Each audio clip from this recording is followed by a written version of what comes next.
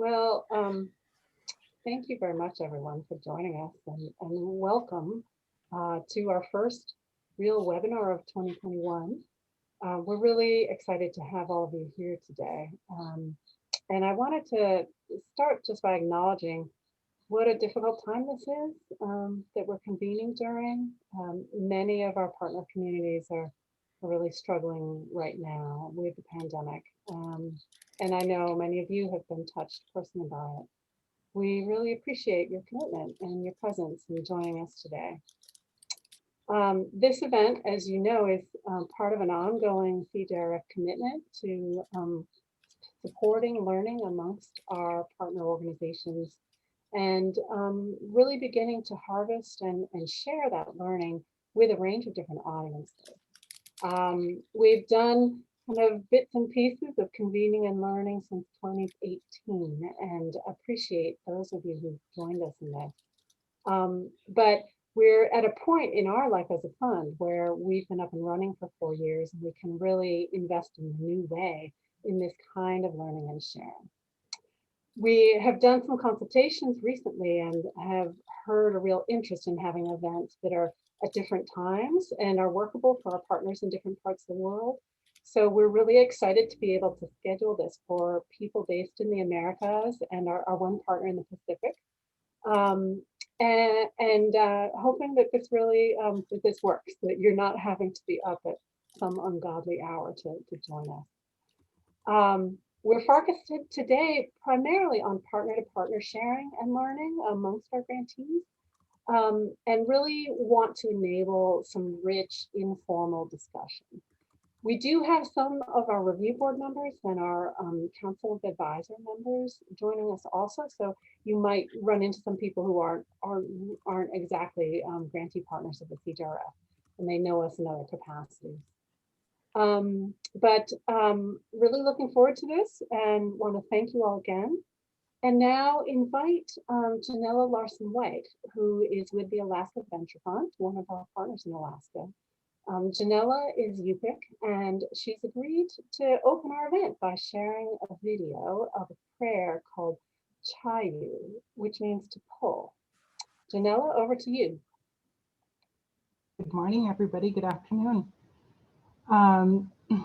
So I recognize a couple of names and folks, fellow Alaskans here. So shout out to my fellow Alaskans.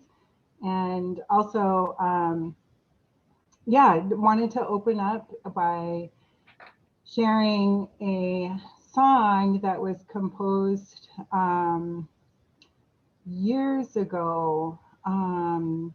Maybe even I'm honestly don't know how old it is, but it's been around in Yupik territory for many years, which is in Southwest Alaska. And we had the great fortune of working with the folks from a musical group here up in Alaska called Bamua. Several weeks ago, they agreed to share some songs with us for a celebration that we were hosting at the Alaska Venture Fund for the Oak Foundation. And in part of the preparation for the convening, I spoke with Philip Blanchette, the man in the purple kebab, about the themes that we wanted to emphasize during the convening, recognizing, as Heather mentioned, that it has been a challenging year. It's been difficult for so many of us, and yet a real time to pause and reflect and to think about opportunity as well under these circumstances. And he said, you know, we have a song. My mom and I were having this conversation, and his mom is sitting on the right of him, or on the left of him, but on his right from our end. And he said, there's a song that we have that talks about pulling, like the literal act of pulling, whether it's pulling a seal or pulling a sled or pulling something from the earth. And he said in the context in which they were talking about, they she shared that we're at a time where we really need to pull from within, and pull strength from within as we navigate these unusual times, and also think about how we can improve situations for all of us collectively. So this is Jayu. It is they'll be singing it like you would hear it in anybody's kashki or small house in any one of the Yupik communities. Chayu lakungo honangaya hangai. Chayu lakungo honangaya hangai. Chayu lakungo honangaya hangai. Ya ya ya ya ya ya ya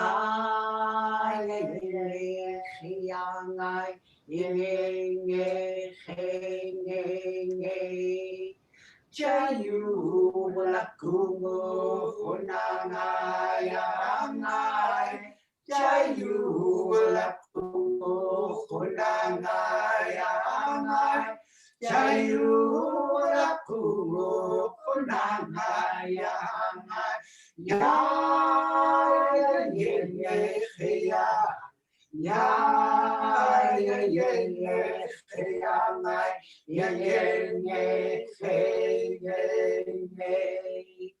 Yui amanga husaramkan. Yui amanga husaramkan. Garahun akidwih pagmama. Ya ya ya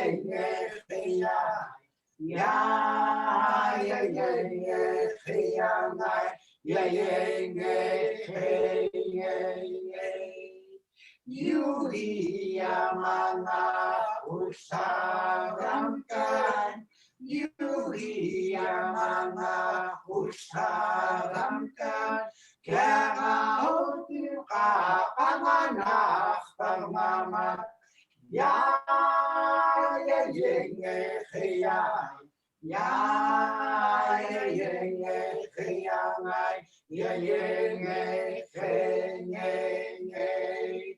Chayu lakungo honangaya hangai. Chayu lakungo honangaya hangai. Chayu lakungo honangaya hangai. Ya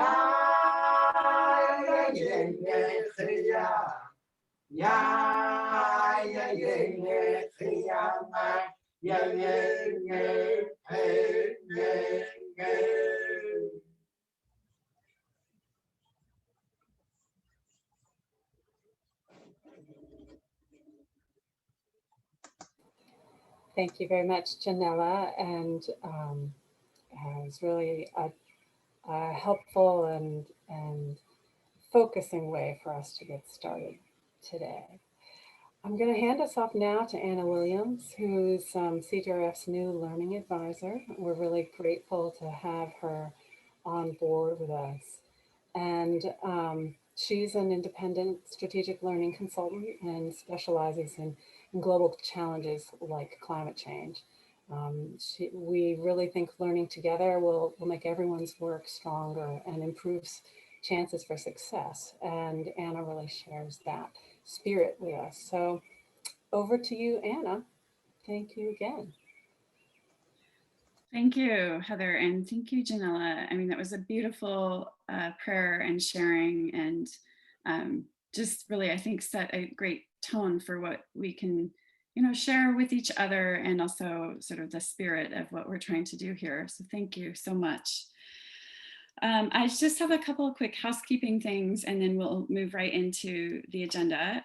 In terms of housekeeping, if you haven't renamed yourself, to just in the participant list to include not just your name, but how you'd like to affiliate yourself, please do that. That will be helpful for people to know who you are or at least your affiliation. And then also feel free to introduce yourself in the chat. We've had a number of those, and that is another great way for us to get to know you. If you're not speaking, please just keep your microphones on mute, your speakers on mute. And also, if you're comfortable leaving your cameras on, please do. It's great to see your faces. We are recording this, and we will also be recording the breakout groups where the presentations from our 2 contributors today will be shared. And we hope to not just share those later with those who can't participate today but are interested, but also to use those as resources for sharing the learning and the experience of climate justice and resilience going forward as part of this learning program. We really think this partner-focused community event today is a great opportunity, but many others can also benefit from this, and we'll be trying to share that and scale the learning up and out across those that are working on these kinds of issues worldwide. Of course, with the permission of those who are participating today, and excluding anything that people may not be comfortable sharing or having their faces be shown in. So I'm going to then just give a 1 or 2 minute overview of what we're trying to do today. This is one of several types of events like this that will be rolled out throughout this year, responding to a demand for opportunities to learn from and with CJRF partners at the center, and kind of in an experimental way, trying a few new things, seeing how they work, knowing that virtual engagement is inherently limited and not a substitute for in-person at all. We have at the end of this event a half hour set aside for people to more informally speak with each other if you'd like to stay on.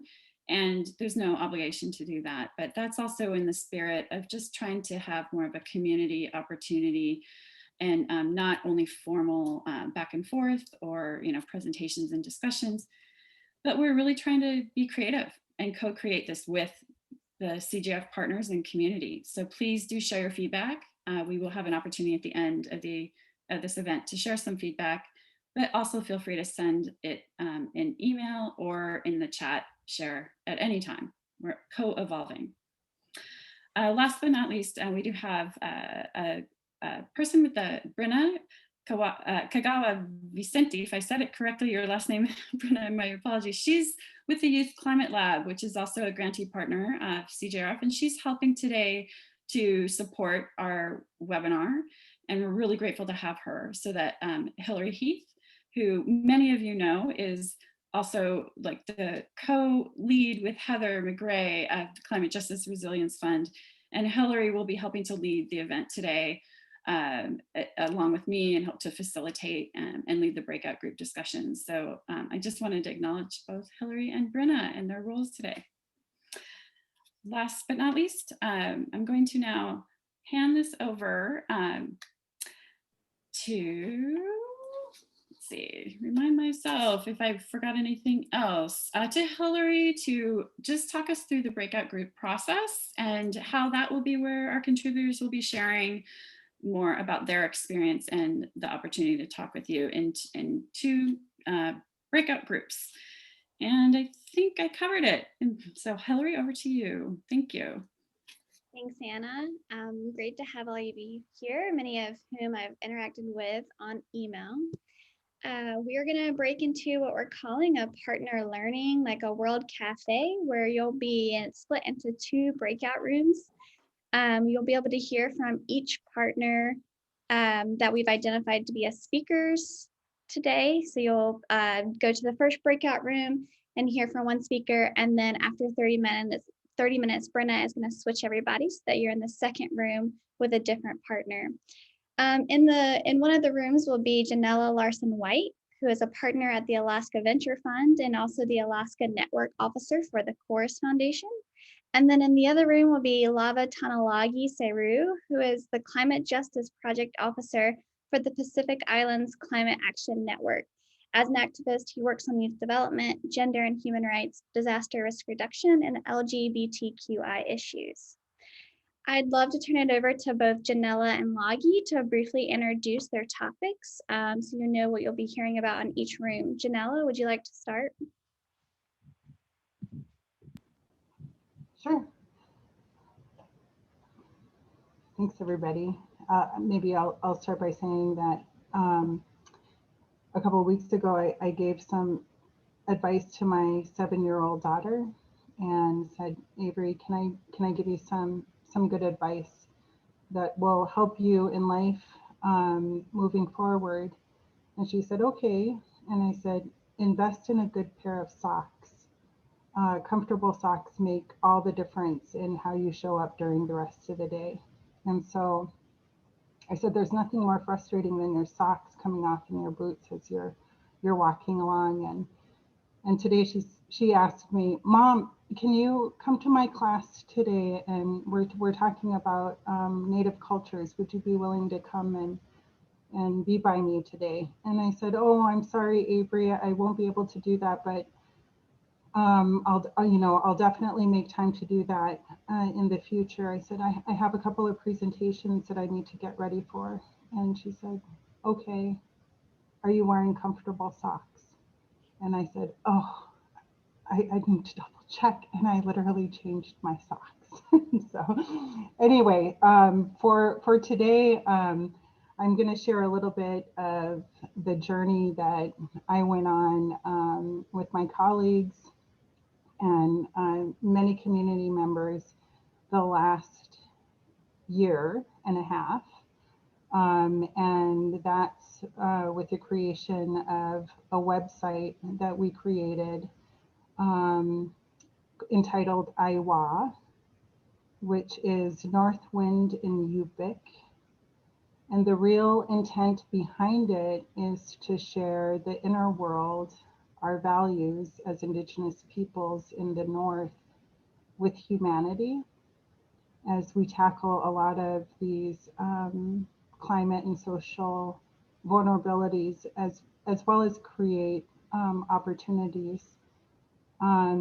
And we think that, you know, it is prime time now to for us to highlight and share the narrative of Indigenous peoples, especially when it comes to our deep relationships with one another and with the land. And we think that there are a lot of lessons learned there.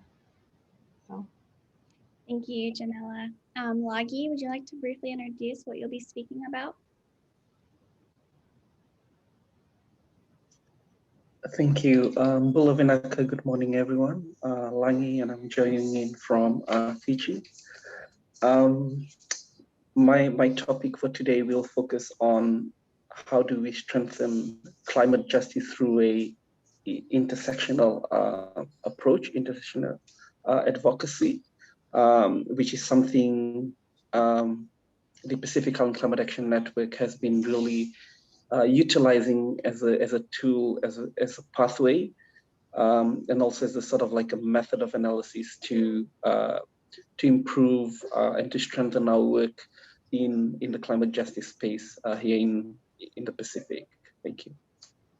Thank you. So you'll hear from both Janella and Lonnie in the first 15 minutes of your breakout rooms, and then the rest of the time will be spent in small group discussions. So over to Brenna to break us out. Over to you, Janella. All right.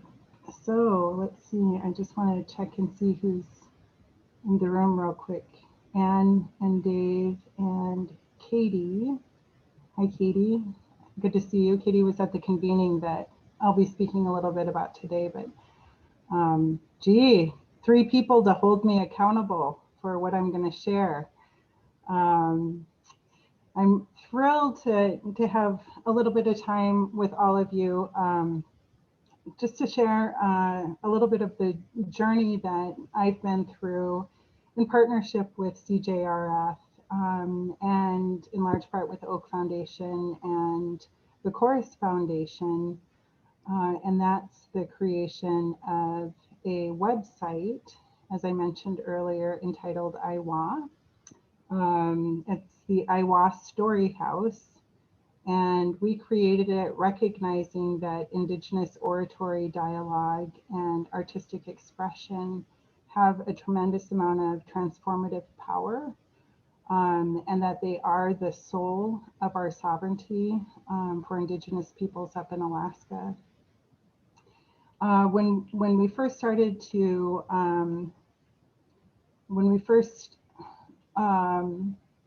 started conceiving the idea of a story house and the highlights that we wanted to incorporate into it, we recognized that the validation of Alaska Native values and knowledge is an investment in climate resilience. It is an investment in social justice and in climate justice.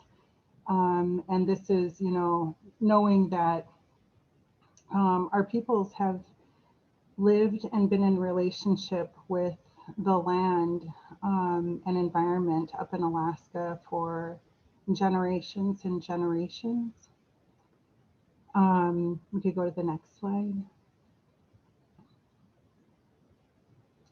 Just to give you a little bit of background about myself and where I'm from. My family on my mom's side comes from the island of St. Lawrence Island. Sivupak is what we named the island in Yupik. And Sivokak literally translates to be wrung out. And years ago, I was always told before giving a presentation or talking about anything from home, we have to start with a creation story. And creation story, from as I understand it, and as it was told to me, states that when the creator finished with the what is now known as mainland Alaska and mainland Russia, he looked down and saw that it was incomplete. So he ended up reaching his hand into the ground, squeezing it and resting it right in the middle where it's currently located. And if you're to squeeze silly putty or clay in your hand, it comes out like the shape of St. Lawrence Island. And so in Yupik, Sivokak literally means to be wrung out or to wring out. There's a close-up image of the island thanks to Google Earth. And if you were to zoom way in to St. Lawrence Island in the summertime, you'd likely find this plant. It is in English known as the willow leaf. It's edible.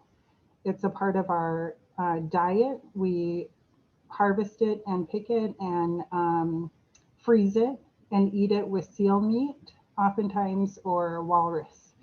And the name of it in Yupik is Kokongak, and that is my Atipik, or my real name. It was given to me by my mom. Next slide. So, you know, one of the things that I was fortunate to grow up with being out on St. Lawrence Island is being present and with people who communicated in such a beautiful and continue to communicate in such a beautiful way where, you know, as Marie Mead, the woman who was in the, who was singing in the opening song, described it as in the oral system, the message is kinetic. It is alive and moving and constantly going back and forth, where the giving is very generous and the taking is limited, but it depends on how well you can listen. And so I feel very privileged to have grown up witnessing this beautiful way of communicating with one another, and then acknowledging that, you know, many people identify oral communication as anecdotal. But when you grow up with it, you realize that, you know, life depends on how you communicate, the purpose behind your communication, and falsehoods of sharing information was very much frowned upon because it could be a matter of life and death, right? So the image of the two older men on the left is my grandfather and my great uncle, my grandmother's brother. And this was often, a common way that we would see individuals communicate with one another, where there's active, keen listening. There's a lot of expressive movement to the hands. The image on the right was taken in 2019 when I went out to the island and spent time. My cousin Pilupa here came over with his son, and we were visiting in a living room of where we were staying. And one of the stories that he shared with us was coming across a polar bear with 3 cubs. And he showed an actual image of him with his son on a snow machine within feet of the sow polar bear and the 3 cubs. The 3 cubs were older. They were almost the size of the polar bear, but what was unusual there is the fact that she had 3. And there's a Yupik name for it, which incorporates the number 4. While he was sharing this story, he said, this is such a rarity. It's so unusual to see a mom with 3 cubs. She must have been a good hunter before she was even pregnant. And he also said that, well, he shared the name of it and was just really excited about it. And of course, my immediate response was, what were you thinking, being on a snow machine behind a polar bear and that close? And I was wanting to scold, kind of scold him like, geez, weren't you scared? Weren't you freaked out that they were going to turn around and come after you? And he said, no, I wasn't scared. He said, on the mainland, you guys have grizzly bears, and down in Anchorage, you have black bears, huh? And he never leaves the island. He's what we call a Nugashpiak, somebody who's constantly out on the land, out on the ice, out on the water, hunting and providing for the family. And I said, yeah, they're scary. And he said, yeah, they're pretty aggressive, aren't they? That's what I hear. And I said, yeah, they're pretty aggressive. He said, I've never met an aggressive polar bear. I've never met an aggressive Nanook. I've only met smart ones.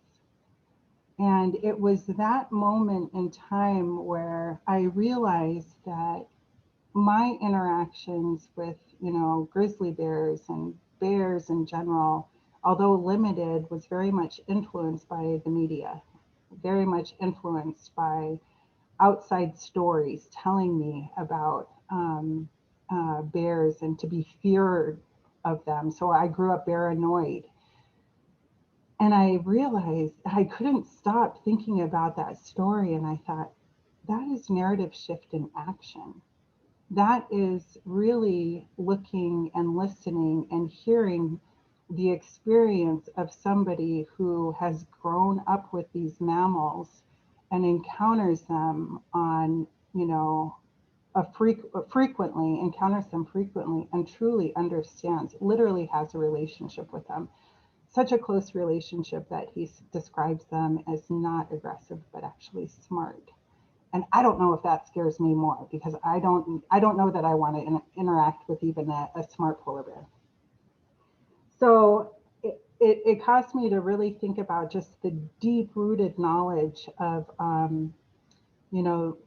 that is within our cultural information, within our language. Oops, we lost our slides. Within our language, within our understanding of environment. And so when we see my mom used to tell me, "Agusipik Yupigistun Imta," learn to speak Yupik. And Agusipik is communicate in the real, literal translation. Oh my gosh, I have 5 more minutes. What the heck? Okay, I'm gonna speed up. And then Yupigistun is in the Yupik language. Okay, let's go to the next slide. So I work for the Alaska Venture Fund up here in Anchorage. You could visit alaskaventure.org to learn a little bit more about us, but we are a philanthropic partner dedicated to incubating innovative ideas that transform communities. And one of the principles that we hold dear to our hearts is really embracing Indigenous values, Indigenous ways of knowing, and focused on a sustainable future that is prosperous, just as prosperous. Next slide. So in January 2020, pre-pandemic, we were fortunate to be given the opportunity to host a convening that brought together primarily next-gen Indigenous leaders from throughout the state. And this really was in large part because of a conversation that I had early on with our managing partner, Aaron Davashin, who, when I came on board with AVF, said, Janella, what do you really want to do? And a big part of that was, okay, I want to acknowledge the importance of Indigenous narrative. I want to focus on next gen leadership and the dynamic leaders that we have throughout the state who are Indigenous and doing great work in the communities, and highlight stories of communities that have incredible impact when it comes to localized solutions for climate and social justice issues in particular. But even going beyond that, really leading and creating initiatives from a place of cultural value. So we brought together individuals, not necessarily knowing the flow of the discussions or what we didn't have a pre-agenda of what we wanted to collect, the information we wanted to collect for them, but rather start by asking some open-ended questions that were directly related to topics that we were interested in learning about. And we talked about everything from language revitalizations to healthy economies to education and tackling vulnerabilities at the local level. So the RCs are rising and so are we occurred pre-pandemic, a couple of months before everything shut down. And it was beautiful, and it was also extremely challenging because we were recognizing that a lot of these issues that we as next gen Indigenous leaders are faced with are very complex, and they're in many ways, we don't have a solution for them. The solutions to us moving forward are very much emergent. We wanted to make this opportunity, creative in the sense that we brought in artists to participate in the planning, in the implementation, and in the post-convening. We reached out to a whole variety of people from various sectors working on various, initiatives. And it was inspiring, but it was also difficult at times because we were addressing and talking about issues that are very near and dear to our heart. But I would say that the tension that we did feel during those difficult conversations allowed us to really get to some incredible breakthrough that I think we wouldn't have been able to achieve unless we went through that process, unless we experienced that heat with one another, and it was a safe space to do so. So from the convening, the themes that came out of there, next slide, and that we took away is five primary themes that helped shape the content and context of the website. And those are the themes that we have here, that resilience for Alaska Native peoples and communities rises directly out of reclaiming our narrative, that Indigenous leaders and communities, we possess what we need. We simply need to elevate the focus. That leaders are eager to shape the future. that there was a need for increased opportunities to network, for mentorship, for Indigenous-led initiatives, and that we have an incredible opportunity to mentor humanity and the world when it comes to strengthening relationships with the planet and with one another. Next slide. So the involvement of the artists was beautiful in that they created tangible works of art. Here are some examples of a few of the pieces that were made. And they were inspired by the discussions that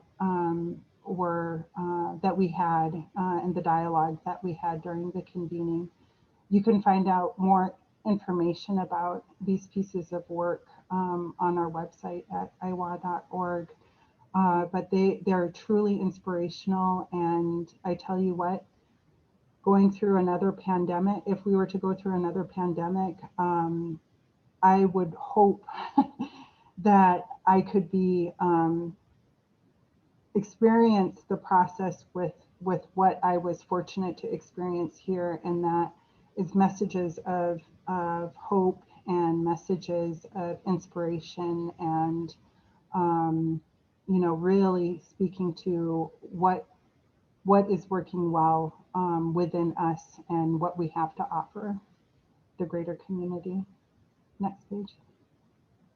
I just want to wrap up with saying we partnered with Buffalo Nickel Creative following the convening. They're an Indigenous-owned web developer based out of Oklahoma. You might know Illuminative. They also created that website, but it was a real opportunity to be able to work with these individuals, because although we come from very different parts of the United States, we have very parallel backgrounds in terms of you know, the need and the drive to really highlight and elevate Indigenous narrative. And everything from the creation of the logo that we have here to what we have featured on the site, and you know, the way in which it is outlined how we want to share our story was taken into consideration, and they listened. The message that I shared earlier in terms of Marie saying that, you know, our oratory and our dialogue is kinetic.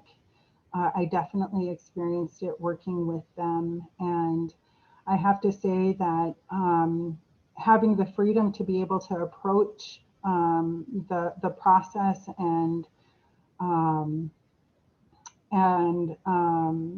tackle this project at a time when we are having such deep conversations around social justice, around what systems change means, was really important. And it was, I couldn't have asked for a better group to have partnered with during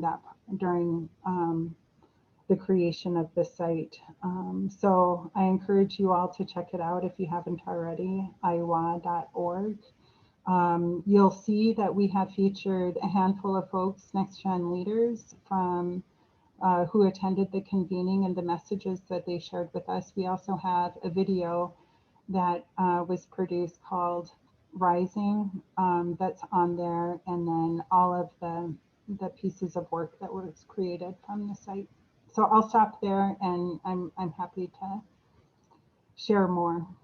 Gosh, that went by so fast. Thank you, Janella. That was, the pictures you shared were beautiful, as were the stories. I'm going to turn it over to Maria from Madre, who's going to help facilitate this session. Maria. Thank you, Hillary. So hello, everyone. If you haven't seen in the chat, some of the questions that we're thinking about in this discussion are, you know, what resonates with you and what you could apply to your own work or context, and what opportunities are there for further learning or collaboration. And so I don't know if anybody wants to go first.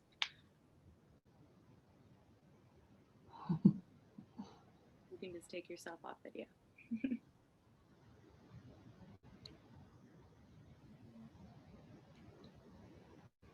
I'm going to pick on Katie because Katie was at the convening, and I would love to hear, even just some of your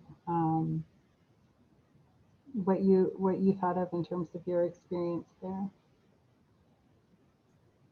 Yeah, thanks, Janella. Let me know if you can't hear me. I think my internet cut me off there for a few minutes. So, well, first, it's pretty crazy to think that it was more than a year ago, pre-pandemic. That feels like very different.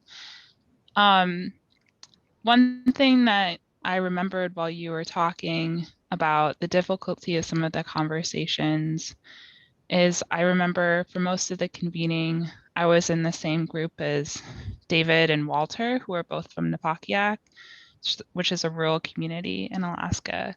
And their perspective, I think, was really interesting and valuable because there weren't as many, I think the rural residents were maybe in the minority of the participants. And so I found their perspective really valuable because it was different, and the challenges that they had were different as well. And so since in the work that I do, we're working mostly with rural communities, even as you were talking, Janelle, I was kind of reflecting on how, when we write grant applications or when we share stories in our newsletter, how can they be even more community driven? That story about I think was it your grandfather or someone else about the polar bear that really resonated with me in terms of narrative shift. So that was one of the big things that I took away. Yeah, I've shared this with Anne, and maybe Dave has heard it as well, but talking with my mom about systems change and a lot of these theoretical terms that we find ourselves communicating a lot. She asked me, what do you do for work anyway? And I told her, well, right now we're talking a lot about systems change. And I thought, oh boy, how do I explain this to my 80-year-old first language speaking mom in a way that's going to really, resonate with her? And I started to see a glaze a little bit over her eyes, and she's like, I've never met a system, I only know people. And I thought,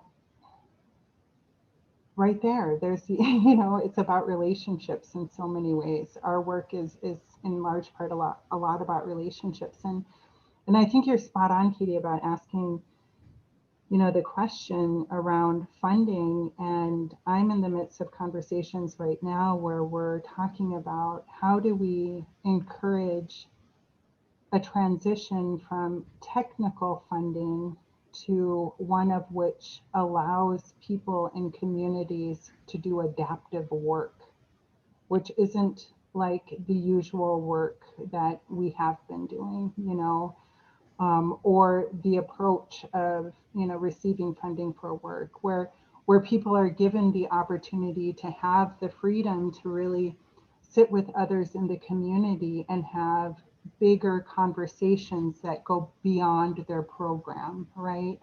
And to recognize that we're going to encounter so many challenges, but in order to get through some major breakthroughs, especially at the localized level, there has to be opportunity for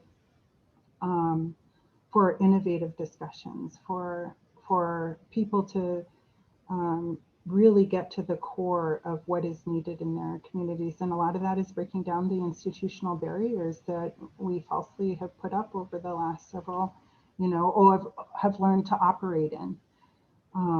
So those are some things that were some real takeaways for me too, in terms of, engaging with those men from Napakiak and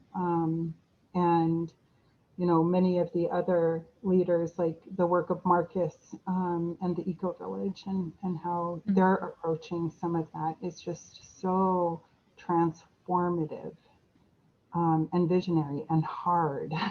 And messy. Really hard and messy, yeah. So I appreciate that. Just yeah, thank you, Janella, for that talk. That was so great to take a deeper dive into the website and what you're working on. I like, for me, in terms of resident, like the power of language to me is just so clear and of what you spoke about. And I think in terms of kind of justice and resilience, like, and I think one of your bullets in the end is sort of being mentors to the world, to humanity, like the wisdom and the values that Indigenous people bring. And I'm always drawn to vocabulary that captures complex terms, complex ideas in a single word. And I think in terms of your, like, getting away from some of the technical language and philanthropy and other things, like, I think you're in a strong position to really elevate Indigenous language in a way that can help other, so that's my one thing. Yeah, thanks. Even in, so in Yupik, both St. Lawrence Island, Yupik, and Central Yupik, when you see the ending of a word end in P-I-K, that is, it's big, which is big or larger, or real. And for example, Yupik, the literal translation is real person or real human being. And that's not in the context of real or fake. It's in the context of acknowledging that we have many different living relationships on the planet and that we are the people. We are speaking in Yupik, Aguzibik, the real language that is known among people. Or my Adipik, my real name, like my human name, is Pokongak. And that's how we identify ourselves. Or when we speak about namesakes, and if there's, because we recycle names, if there's a child or a person in the room and we're not referring to them, but referring to the person that transitioned before them, we'll say, like, for example, if it were me, Pokongak Bik or Ahaya Bik. Yeah, or, So that is, I think, a part of that, understanding the world of through language, being able to. But it is a narrative shift. Like, you can use those terms to help promote that narrative shift. Anyway, I'll be quiet now. Oh, I feel like we all know each other in this little room. Yeah. I don't know. Any other questions? One thing that I just wanted to say, one thing that we think about a lot is at Madre is using language as a tool to break down those institutional barriers. So ensuring that when laws or policies are put into effect, or when, that type of thing, that they're translated into local Indigenous languages so people can actually use them in their own organizing. And so Madre does a lot of that simple, what seems like simple translation, but is actually becoming like a powerful tool for communities to use themselves, which is language. So that's kind of what I think about in our own work. I guess for me, this all makes me think about bridge building in places like Alaska between Indigenous institutions and non-Indigenous institutions, and language is such an opportunity or a barrier there too, when English is involved, because we spend so much time in the awful world of technical, academic jargon, philanthropy, gobbledygook, and to have words that regular people can understand, that move them in their hearts and produce understanding in their heads.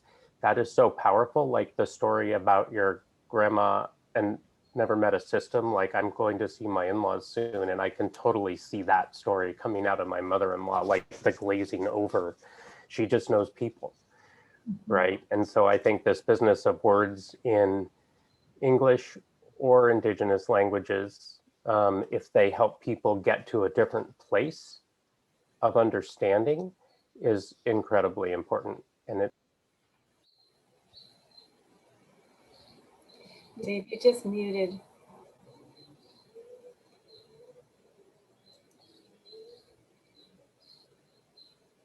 Oh dear, we just lost Maria. Did Dave got cut off? I think he muted himself. I Oh, think I was using my finger. Anyway, I think, where did I don't know where I got cut off, but you got the that's right. point. Yeah, we got your, yeah. Yeah. You would have the same reaction as Janella's mother to systems. I love that quote. Oh my God. Like, as an academic, I love systems, and as a philanthropist, I'm not sure I do, and as a human, I know I don't. No, Henry Huntington said, you know, localized views over theoretical perspective. So perhaps while you are just fixing the screen, I'll just introduce the Pacific Island Climate Action Network and who we are and what we do. So the Pacific Islands Climate Action Network is a network of 100 and over 130 member organizations in the Pacific. So in Kiribati, Tuvalu, Vanuatu, Solomon Islands, and Fiji, but also we do work with the Marshall Islands, Samoa, Tonga, and the others. We work across the region with members, partners, and allies to champion Pacific leadership on the climate crisis, amplify and support our members' work on the ground, and jointly develop climate policy ask for influencing in national, regional, and international spaces. And we are sort of the umbrella body for climate justice actors in the Pacific region. So if we can move to the next slide, please. And I just want to share some of the key focus, and one of those is, and Anna, please just feel free to press next so that it can pop up. One is to strengthen advocacy, policy, and influencing in community actions. We have a wide range of membership with different diverse backgrounds, capacity, and so, you know, there are gaps with some of the partners and the members, and we really wanted to strengthen advocacy, policy, and community action so that Pacific, you know, are at the forefront of demanding for climate justice, basically because while we are, you know, the least to contribute to this crisis, we are really at the forefront of facing this injustice. The other is capacity strengthening. For this year, we are focusing on strengthening the participation of our members in climate negotiation spaces, which can be really, you know, technical and daunting space for newcomers, for youth, for indigenous groups. And one of those work is to address that through capacity strengthening opportunities, trainings, and webinars, and mentorship. The other key set of work that we're focusing on this year is pursuing a UN General Assembly resolution that is seeking an advisory opinion from the International Court of Justice on the obligation of states under international law to protect the rights of current and future generations from the adverse effects of climate change. And this work is being led by Vanuatu, and we are hoping that other Pacific Island countries will pick up on this. And so in all this different set of work, one of the things that we sort of realized over the period, and I've just joined PCAN for the last 2 months, over the last 2 months, one of the things that really stood out was the need to use a intersectionality approach, and this is because of, you know, the diverse voices that we are representing. We needed to be sure that we are grounded. In order to be grounded, that we need to use a very inclusive tool to be able to hear from our members, to also consider, you know, what are the priorities, what are the demands, what are the needs. And as most of you would have known, you know, this is a tool that was, you know, it was predominantly women of color and women from the global south who developed our present understanding of, you know, how our social identities, race, gender, class, sexuality function, and how these systems, when they intersect, when they intersect together, could give rise to oppression for some, and in realization of that, how do we work collectively to eradicate these systems, including sort of rooting out and transforming the systems that have led to the climate emergency that we are facing today. And it's also about understanding those systems of oppression, the power dynamics, and the cultures. For instance, in our work and from the dialogues that we've had with our members, marginalization of certain groups in the climate space is still seen as an issue. And we haven't seen the participation of groups such as people with disabilities, youth, the LGBTQI, indigenous people, and that seems, and because of that, because of their underrepresentation in the climate spaces, most of what their needs, what the challenges that they are facing, what their strength as well, and opportunities are sort of not considered within policy and decision-making here in the Pacific. We've also seen, like I mentioned, capacity gaps. So, there isn't that direct voice not being heard.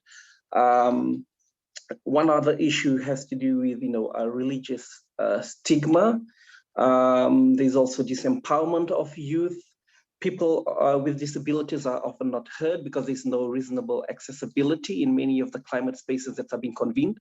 And in particular with young people, while they may be represented, while they may be in the climate decision-making spaces, they are often not heard, or they're often, keeping silent. And this is because of the culture in the Pacific, where silence is seen as a sign of humility, and you are not to question authorities and leaders.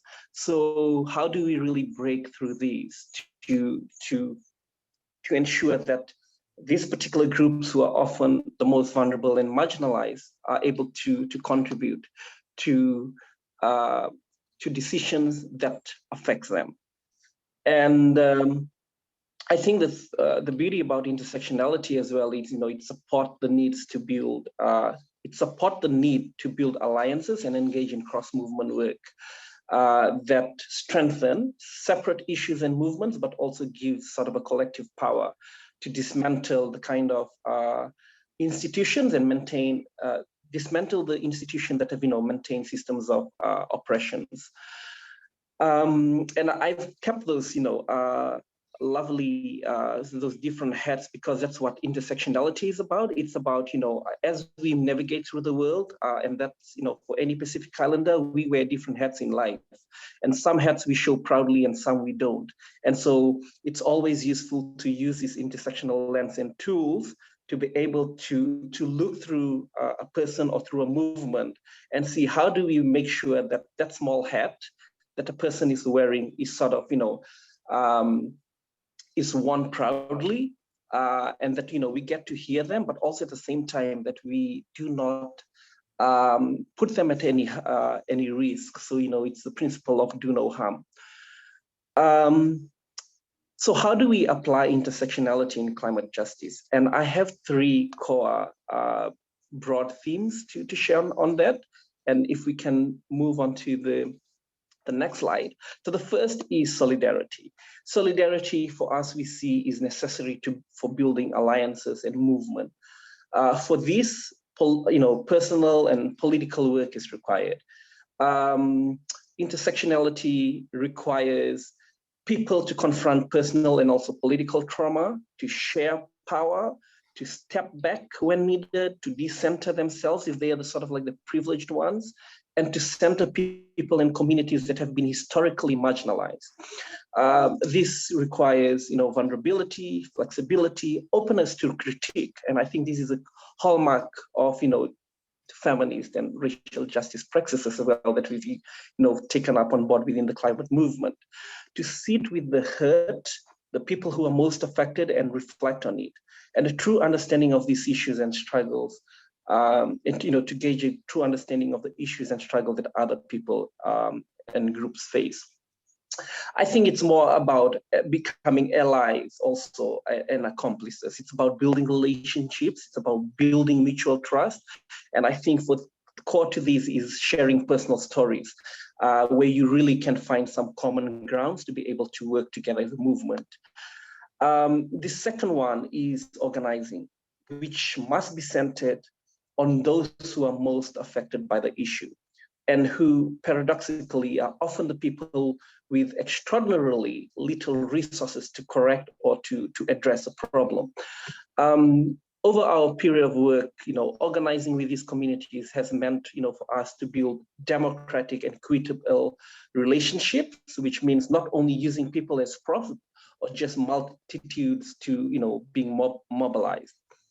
It also, organizing sort of educates, raises consciousness, builds and strengthens bonds, and builds stronger movements. It is transformational. It may fix a short-term, narrowly defined problem, but it is not transformational in the way organizing is, mobilizing. In fact, sometimes it can reinforce mobilizing. I'm speaking on mobilizing. Sometimes it can reinforce oppressive structures and domination. And so an intersectional approach must be used to create a space to sort of pause, think, and create new institutional organizing models that are driven by a power analysis and strategy. And speaking of analysis, one of the most important things about analysis and evidence-based gathering is, ensuring disaggregated data, because this really informs policy. How many groups, when we've talked with the organizations we work with, one of the things that's come out really strongly is disaggregated data. No one is collecting new data on indigenous people, diverse people of sexual orientation and gender identities, people with disabilities. So this is really one of the gaps and the challenges to the ongoing work, but I guess through intersectional lens, we're able to correct that. Lastly, it's resourcing. It is always difficult to obtain funding for grassroots work, also some intersectional work, as the current socio-political and also economic systems are not designed to make that easy for marginalized groups. So from an intersectional human rights perspective, organizing to realize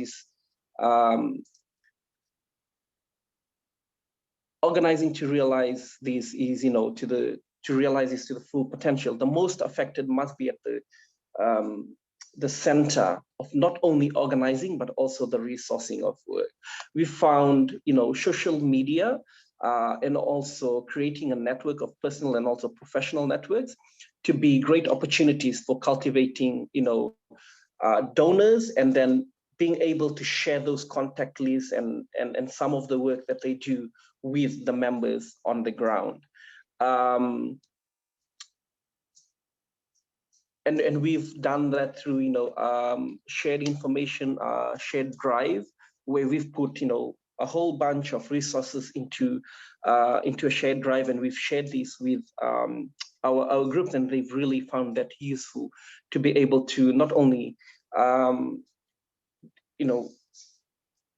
develop capacity, but also and strengthen organizational. Strengthen their organizations, but also to make use of the resources and reach out to donors and funders to be able to fund their work. The last slide that I have is our key activities, and these are some of the activities that we have lined up. We have a non-direct nonviolent direct action campaign that's coming up is going to be virtual. Also a Pacific Regional Virtual Climate Justice Summit that's going to bring together a wide range of state and non-state actors and in a unified front, ahead of, in lead up to COP26, have a set of policy, climate justice demands, and also we're developing a set of policy briefs on the youth, LGBTQI, indigenous people, and people with disabilities, specifically on this, and how, and capture what are the demands, what are some of the priorities and needs for these specific groups that we can use coherently and consistently across the region as we demand for climate justice. And as we mobilize and as we organize and push for these climate justice demands, it is critical, to place at the center the voices, with that realization, to place at the center the voices of the most affected. And we know these to be diverse and often the most vulnerable and marginalized groups. And it's imperative to use intersectionality as a core tool, as a pathway, and a method of analysis to guide this work. And I'm just going to stop there and hand over back to Anna. Thank you. Thank you. I think we just received a wealth of insight in a short period of time. I know I have a number of questions, but I'd really like to open it up to the others in this small group before I throw any more in. And that we have a few in the chat as well, including a couple I already teed up. So again, thank you. And I'd like to open it to the rest of you to see if you'd like to jump in with any reflections or questions.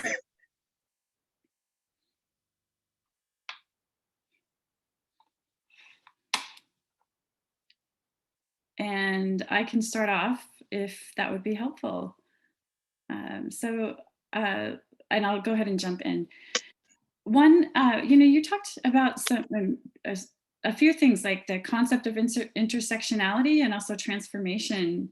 And I'm really curious if that concept of intersectionality resonates with people or if it really needs explaining or using different words.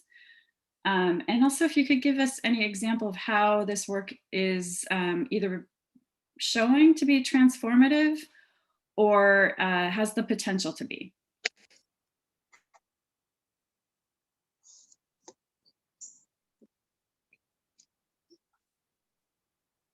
I'm just want to make sure you're still there. It's Elaine. Okay. Go ahead. Somebody else is speaking.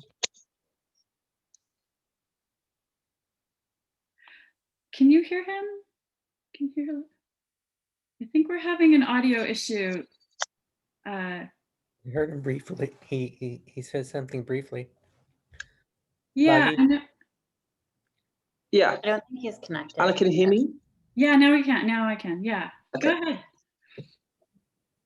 So I think it's when we talk about intersectionality and in our experience here in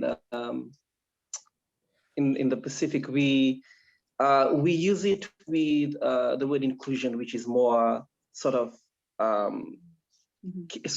easier to be absorbed by some of the groups that we work with.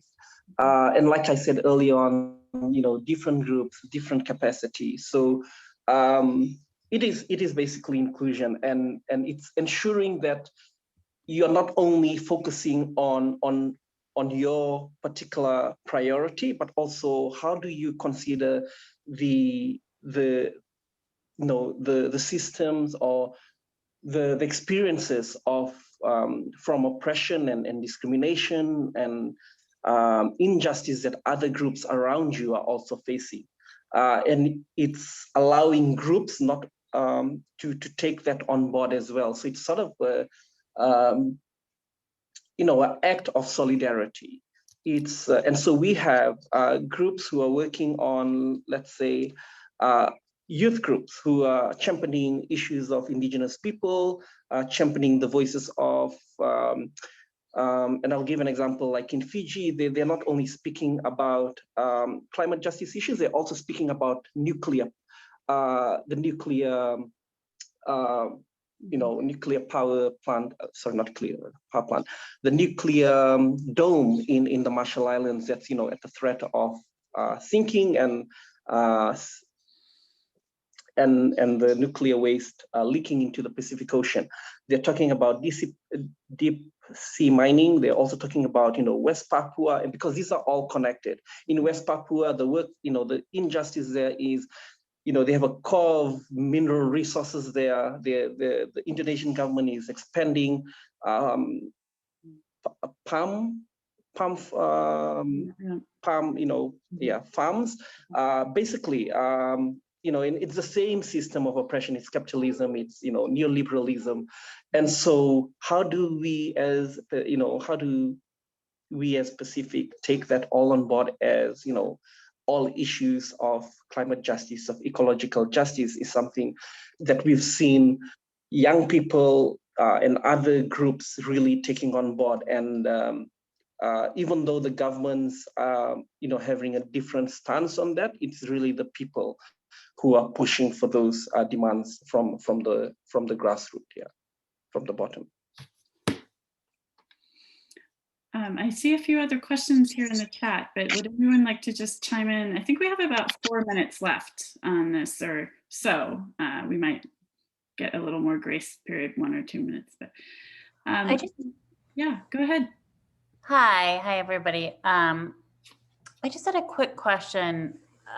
When you talk about advocacy demands from a diverse set of groups, could you talk more about how you would synthesize them together and really create buy-in for a cohesive set of advocacy messages? Thank you. So our process has been to organize a series of consultations, and right now we're doing it virtually as well. And we sort of, collect information from members, and you're correct, it's very diverse. And then because it's not, so one thing is the policy demand paper, the policy demand or the policy position for PCAN. So we have different themes on that. So you have adaptation, mitigation, youth, gender, and we're now developing people with disabilities specific, and LGBTQI specific, and indigenous people. But overall, there's eight climate justice demands. And this has been, it's just a simple sort of voting process. So we send out, a list of policy or advocacy demands, and then people just basically vote in on which one they think are the top 3 priority. And based on that, we've come up with the first set of 8, and that's something all PCAN members across the region are pushing for, or are demanding for, from governments at national and also regional and global level. Yeah.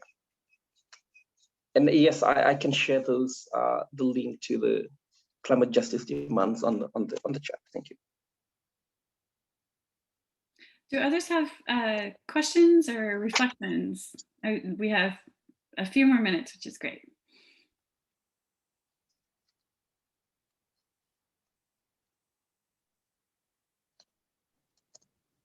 Well, I could just, it's Elaine. I could just kind of address the question in the chat about asking if people know what intersectionality is, or how the concept resonates.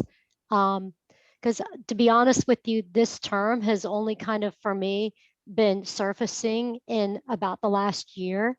And yet I found that it's framing, it's a framing of concepts that we've used for many years that I think broadly of as systems thinking or systemic thinking. And so I really appreciated the speaker's, the way he described it all and brought this all to life. And then the other thing I would add that resonated for me is the point about capacity gaps, that there are these capacity gaps that exist and that they restrict the voices of marginalized people from being amplified, and that's the role that this concept of intersectionality can help to try to address. So that resonates for me because that's the work that I work in. That's the work that I do. Thank you, Elaine. I'm putting in the chat, but I'll just articulate. Lagi, if you have 1 or 2 words of advice for how others can help support the work that you're doing, or learn from it. And they could be funders or other thought partners, or, you know, other communities that are struggling with some of the same, you know, barriers to overcome. What 1 or 2 words of advice would you share?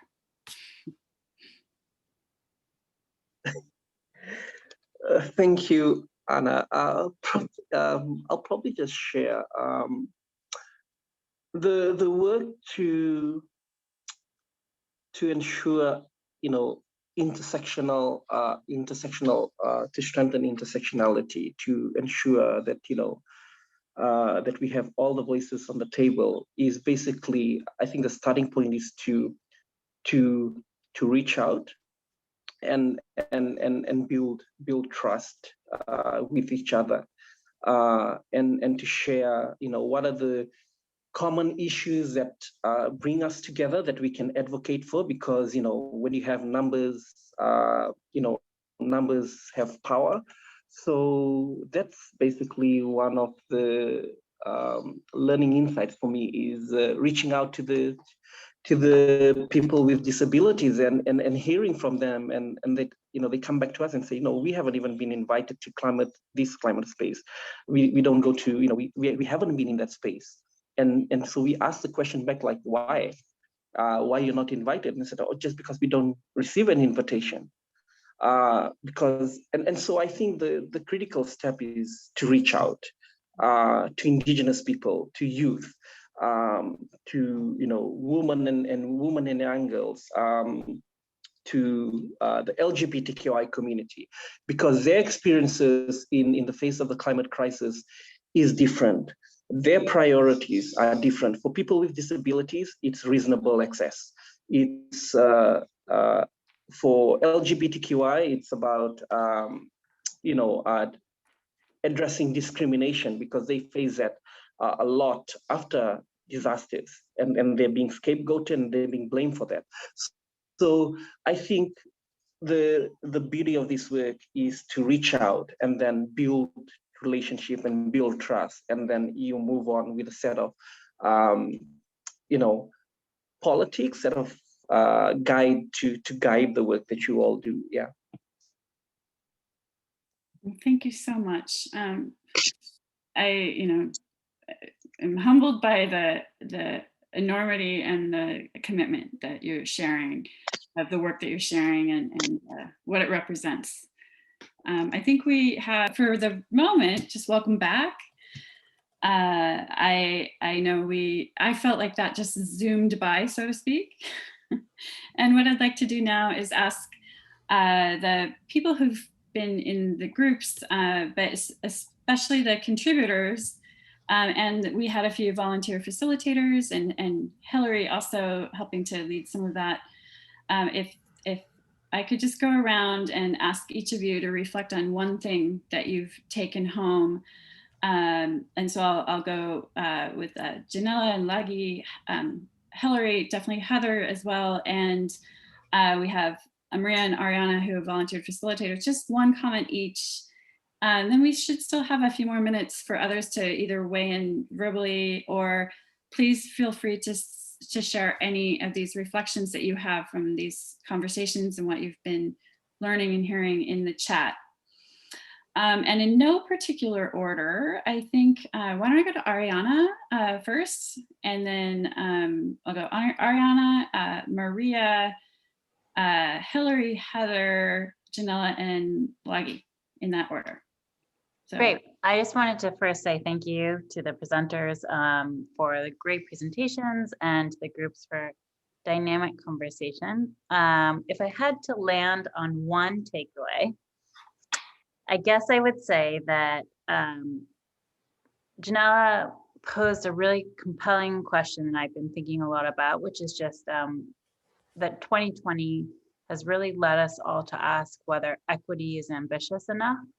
And just thinking about that alone and the word equity and how we use it, I think will help me a lot in the work that I do.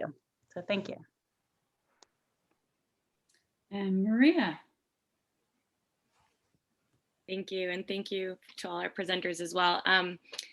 In Lagi, I hope I'm pronouncing your name correctly, but in Lagi's presentation on intersectionality, I think one of the things we realized was that, you know, intersectionality can be a very like theoretical and abstract idea, and so there is definitely an appetite and a need for kind of operationalizing that and trying to understand it in a very practical sense as a sort of toolkit for organizations to be able to use. And that's not just a gender analysis, but also how do we integrate the perspectives of people with disabilities and their needs and LGBTIQ folks, Indigenous peoples. And so that I thought was really interesting, and hopefully there'll be some more learning on that in this space. Great. Hillary, how about you next? Yeah, sure. I'm going to also speak to the presentation we just had with Lagi, and I'm actually going to quickly share my screen as my final comment to highlight this cartoon. I hope you can see just the cartoon that we have put together from a previous webinar on intersectionality. And I think it speaks to some of what Lagi was saying about understanding power dynamics and the systems in which we operate so that we can bring affected populations to these decision-making tables.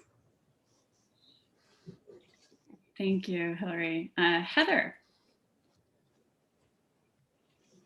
Yeah, I think my takeaway kind of bridges the two presentations, and it's really about the power of solidarity to generate transformative change, and that dialogue is really the route to solidarity, and that art and culture, and Hillary just gave an example, are really the input to really powerful dialogue. So I'm really thinking about that right now.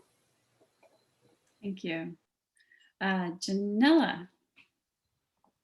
I would love a recording of Lagi's presentation. I would love to hear what he had to share. Takeaway is maybe speak a little faster in the first couple of slides that I have due to time, but I just really appreciate community. I appreciate the relationship building that we are doing right now, and yeah, I'm more than willing to connect with anybody on here at any time.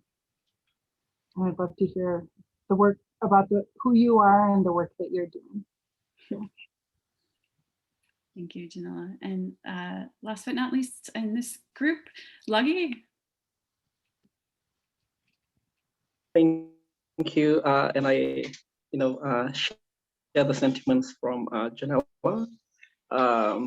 about, having these learning exchanges as a critical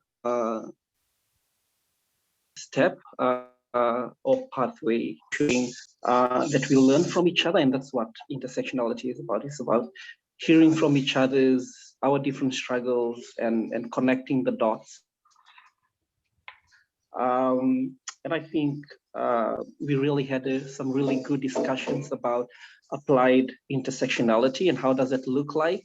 I think there was some appetite around, developing tools that are practical to be able to, ensure that we are as inclusive as possible, and that the work that we do includes the very vulnerable and the most marginalized in our communities. Yeah. Thank you. And then we have a few minutes to just open this up to others who would like to share any reflections you have from the last hour of learning and discussion.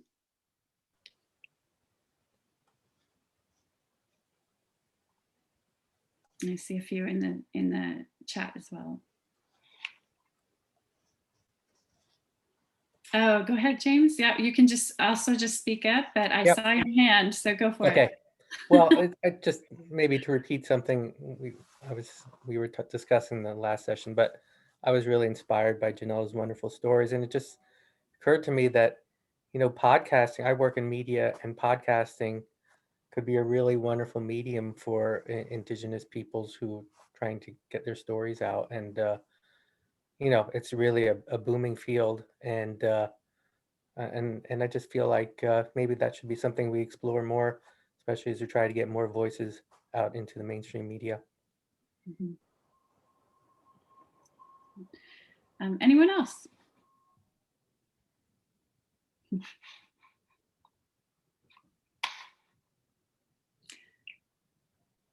Right. Well, this is not the last opportunity. I mean, I will share that I just want more, and also to slow down. I said this in the breakout group, we're contained in these virtual boxes and time boxes and agenda boxes. And when I go to the islands of Hawaii where my family lives, it's like, slow down, island time, please. And there's just such a need for that in these dialogues, and yet here we are. So I'm really looking and searching for ways to do that in this kind of world and virtual environment that we're in. I wanted to have more time with all of you, and also Janella, for you and Lagi to be exchanging.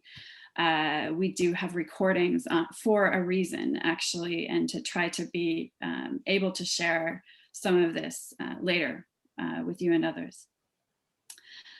Well, thank you. Please do keep continuing to share your thoughts and reflections.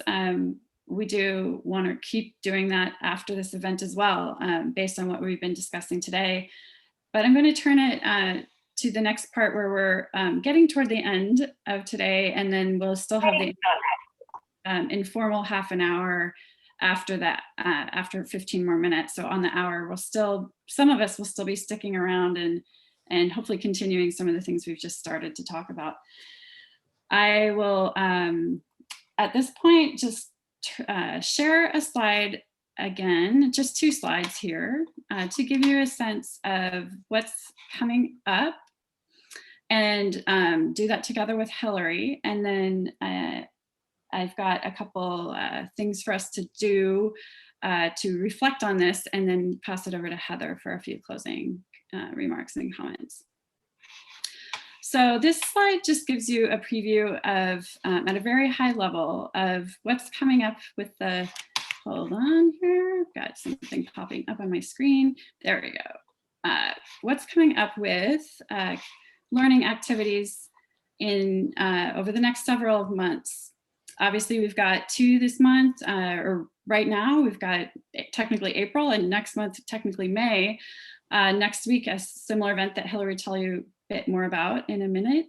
But we also have external work that CGRF is helping to sponsor and also amplify learning, like the Community-Based Adaptation Conference in June, and internal learning opportunities, for example, at the Council of Advisors in July. And we're anticipating a blog series that partners and others can contribute to amplify and get more word out. Right now we have 5 or 6 sort of planned, but there's potential for more, and also co-creation of these and other types of learning resources, like briefs and sharing of existing resources and materials that many partners already have in hand. We anticipate some of these events to be more internal, others more external, but always aiming to amplify out after the fact and not necessarily keep it within the CGRF community alone. These communities and networks that we're all part of, and you all are part of, are powerful, not just amplifiers, but thought partners and action-oriented, committed individuals and communities. So we've got a lot of potential here. I will show you, there's a big emphasis around the COP in November, but that's by no means the only other, opportunity to have joint events together with external events that are going to create momentum and continue this work. I'll pass on to one more slide and it's frozen on me. Oops, there we go. There we go. Hillary, over to you for just mentioning next week's event, and then we'll turn to the final part of today's activities. Yeah, sure. So we're running kind of the sister event to this one on empowering communities for our Africa and Asia time zone, to be more time zone friendly to our partners in Africa and Asia. The partners that will be presenting on that call are the Coast Foundation in Bangladesh, the Pawanka Fund, which is a global indigenous fund, Impact in Kenya, and KCO Women's Group, who are working in Uganda. I can quickly run through the rest of the bullets on the slide just to say that we plan to have some additional moments and opportunities for partners to contribute on our learning events. Those can be as speakers. We're thinking of a blog series, so just keep an eye out on those. We will be doing, or we're hoping to do, a panel on climate justice and resilience and exploring the meaning behind those words. This panel is still very much in the early stages, but we recognize that the terms climate justice and resilience are somewhat problematic for some people, and so we want to have a chance to explore that. And then, as Anna mentioned, with the CBA conference coming up in June, CJRF does have a few sponsored spots left. If anyone wants to attend, it's at this point on a first come, first serve basis. So send me a note if you're interested in attending that conference. Thank you, Hillary. All right, one more here. And I don't know how many of you have ever used Mentimeter, but this is a tool. If you go to menti.com on your device, it can be a laptop, a phone, or anything where you have a web browser available, and type in the code that's on your screen, because we have a couple questions for you, including one with feedback for this event. So if you just haven't done this before, it's pretty straightforward. And the first question that we're going to ask you, and I'll ask Brenna to bring this up on the screen once I put this slide down, is what, you'll see this, what inspires you or gives you hope? Based on the discussions today and work you're doing and wherever around justice and climate resilience. You have up to 3 answers, and Brenna, whenever you're ready to share the screen or share it, there we go, great. And it may be that, here, you know what, I think I may need to do that. It's, yeah, okay, I think I'll share the screen instead because it looks like, there we go. There we go, here. There we go, I think you can see mine. And these are words that I'm glad to see. Yeah, up to 3, there you go. Spend another minute or 2 on this. If you're having any challenges with Mentimeter, please feel free to put these in the chat. We want to capture your thoughts and your sharing. Yes, solidarity. This is exciting. I think one of the things that this allows is emergence too, and really just seeing how concepts and hopeful words and inspiring stories are emerging between us and amongst us in real time. We'll just give this another minute, and then the next question is the last one, and that is some feedback about this event and how it's been structured, technical hurdles to get through, time allocation, all of that. So thank you for sharing these thoughts. And we'll go to the next question whenever you're ready. Let's see.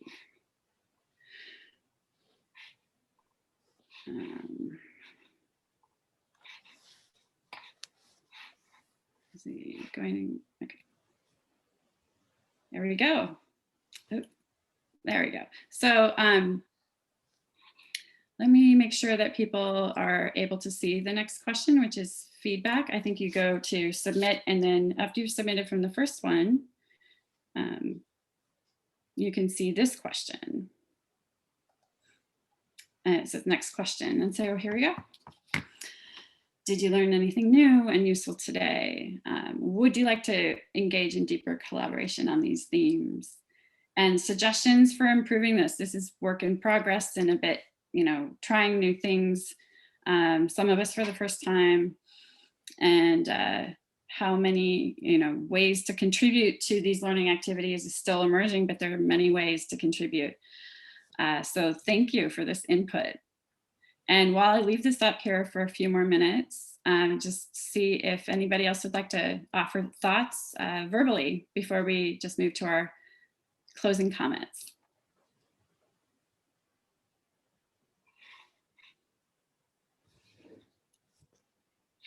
All right.